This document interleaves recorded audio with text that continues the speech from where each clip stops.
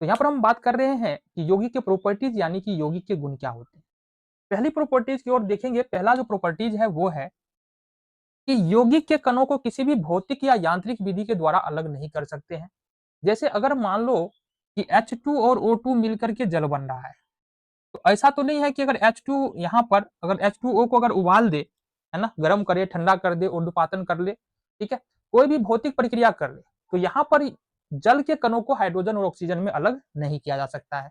दूसरा प्रॉपर्टीज क्या कहता है, यहाँ पर देखो H2 और O2 मिलकर के H2O बन रहा है, तो यहाँ पर किन पदार्थों से मिलकर के यौगिक बन रहा है, H2 और O2 से मिलकर के यौगिक बन रहा है। H2 जो है ना, ये जलने वाला एक गैस होता है, O2 जो है वो जलाने वाला एक गैस होता है, मतलब जलने में सहायता करता है, बट जल क्या होता है, ये बुझा देता है।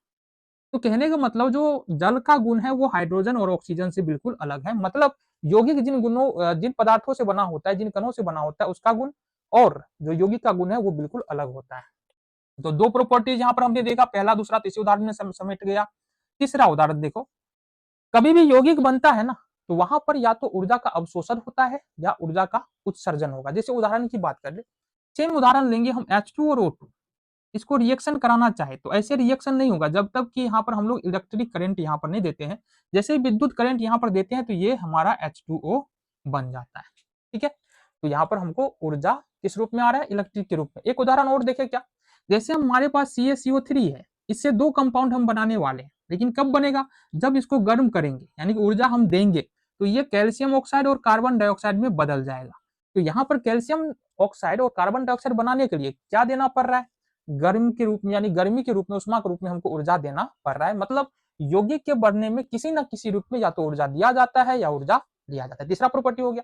चौथा प्रॉपर्टी को देखो, यौगिक का द्रव्यनांक और क्वथनांक जो है ना वो निश्चित होता है।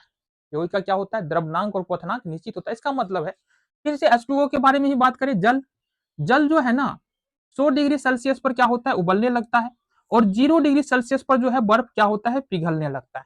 तो जल का द्रव्यनांक और क्वथनांक क्या है, निश्चित है। पांचवा प्रॉपर्टी देखो, जल जो बनेगा ना, जैसे H2 है, H2O जो बनेगा वो इसके 1:8 में, यानी कि 1 भाग हाइड्रोजन और 8 भाग ऑक्सीजन मिलकर के 9 भाग यहाँ पर H2O का बनाएगा, 9 भाग जल बनाएगा। ठीक है, तो बेसिकली कहने का मतलब ये है कि यौगिक जो बनता है दो या दो से अधिक पदार्थों के निश्चित अनुपात में संयोग करने से बनता है।